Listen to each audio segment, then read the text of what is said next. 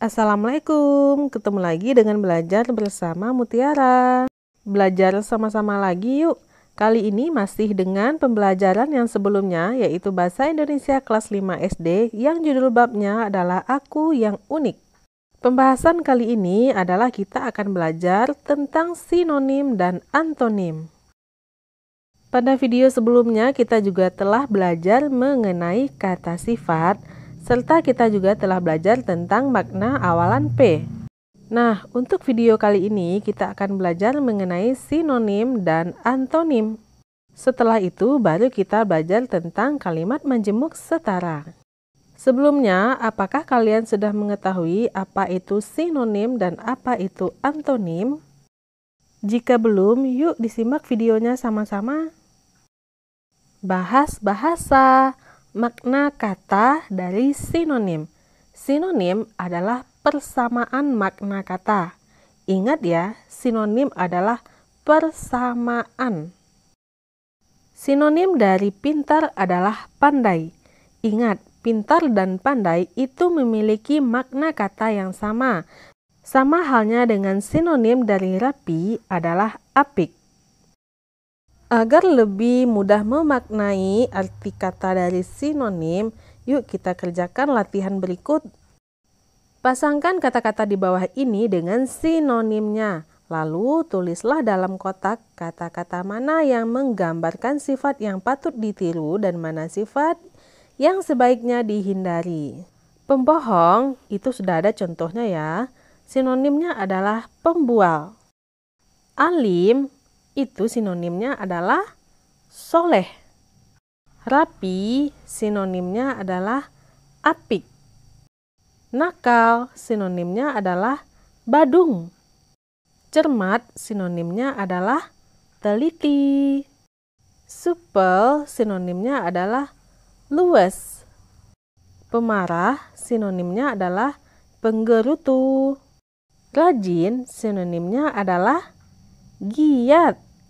Lucu sinonimnya adalah jenaka. Dan yang terakhir, angkuh sinonimnya adalah sombong. Nah, dari ke-10 sifat tersebut, manakah sifat yang patut ditiru dan sifat yang sebaiknya dihindari? Sifat baik yang perlu kamu tiru adalah alim, rapi, cermat, supel, rajin, dan lucu. Sementara, sifat buruk yang perlu dihindari adalah pembohong, nakal, pemarah, dan angkuh. Nah, jangan lupa amalkan sifat yang patut ditiru dan buang jauh-jauh sifat yang harusnya dihindari. Lanjut, kalau tadi kita bahas sinonim, sekarang kita bahas antonim. Makna kata antonim. Antonim adalah perbedaan makna kata yang berantonim berarti bermakna berlawanan. Jadi, kalau sinonim adalah persamaan makna kata, maka antonim adalah perbedaan makna kata. Atau agar lebih mudah, antonim adalah lawan kata. Contoh, antonim mahal adalah murah. Nah, lawan kata mahal adalah murah. Begitu juga halnya dengan antonim cepat adalah lambat. Perhatikan contoh-contoh antonim lainnya berikut. Gelap antonimnya adalah terang. Besar antonimnya adalah kecil. Jujur antonimnya adalah bohong. Mandiri antonimnya adalah manja. Nah, paham ya bagaimana cara menggunakan antonim? Agar lebih mudah memahami tentang antonim, yuk kita kerjakan latihan berikut. Pilihlah antonim yang tepat untuk kata-kata bercetak tebal. Pertama, hemat antonimnya adalah boros.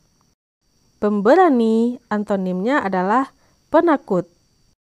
Pendiam antonimnya adalah cerewet. Rajin antonimnya adalah malas. Optimistis antonimnya adalah pesimistis. Baik antonimnya adalah nakal. Ramah antonimnya adalah kaku. Jujur antonimnya adalah pembohong. Pemaaf antonimnya adalah pendendam. Pemarah antonimnya adalah penyabar. Latihan lagi. Lengkapilah kalimat pada kotak di bawah ini dengan kata-kata bercetak tebal di samping. Yuk kita isi kekosongan kata ini dengan kata-kata yang kita pelajari sebelumnya. Anak yang titik-titik akan dijauhi temannya. Nah, anak yang pemarah akan dijauhi oleh temannya. Tika, anak yang titik-titik. Kami jarang berbicara. Dia lebih senang menghabiskan waktunya untuk membaca atau melukis. Karena jarang berbicara, jadi Tika anak yang pendiam. Ibuku seorang titik-titik. Beliau tidak pernah marah atau dendam dengan kenakalan kami. Karena ibu tidak pernah marah, maka ibuku adalah seorang pemaaf. Sejak kisahnya menyelamatkan sang adik dari rumahnya yang terbakar api tersebar, Ami selalu dikenal sebagai si anak titik-titik. Nah, karena dia adalah pemberani, maka Ami selalu dikenal sebagai si anak pemberani. Kamu harus giat belajar karena titik-titik pangkal pandai. Ayo, apa yang pangkal pandai? Yaitu rajin. Kamu harus giat belajar karena rajin pangkal pandai. Ayu sering membawa bekal dari rumah dan menyimpan uang jajannya. Ayu anak yang titik-titik. Jelas ya, Ayu menyimpan uang jajannya, karena itu Ayu anak yang hemat. Anak yang titik-titik selalu dapat dipercaya dan tidak suka berbuat curang. Nah, karena yang selalu dapat dipercaya dan tidak suka berbuat curang adalah anak yang jujur. Jadi, anak yang jujur selalu dapat dipercaya dan tidak suka berbuat curang. Niko adalah anak yang titik-titik. Dia tidak pernah menyakiti perasaan orang lain. Karena Niko tidak pernah menyakiti perasaan orang lain, maka Niko adalah anak yang baik. Dia tidak pernah menyakiti perasaan orang lain. Adikku dikenal karena senyum sapanya yang bersahabat. Ia sangat titik-titik. Nah, yang suka bersenyum sapa itu adalah anak yang ramah. Jadi, adikku dikenal karena senyum sapanya yang bersahabat. Ia sangat ramah. Ayo semangat, kita harus titik-titik dapat menyelesaikan tugas ini tepat waktu. Nah, karena kita yakin bisa mengerjakan tugas ini tepat waktu, maka kita harus optimis. Jadi, ayo semangat, kita harus optimistis dapat menyelesaikan tugas ini tepat waktu. Jadi, jika terisi semua, jawabannya akan seperti ini. Nah, adik-adik harus bisa ya menentukan apa jawaban yang tepat. Jika masih belum paham tentang cara mengisi ini, bisa di-pause dulu videonya, kemudian dibaca lagi kalimatnya dari awal.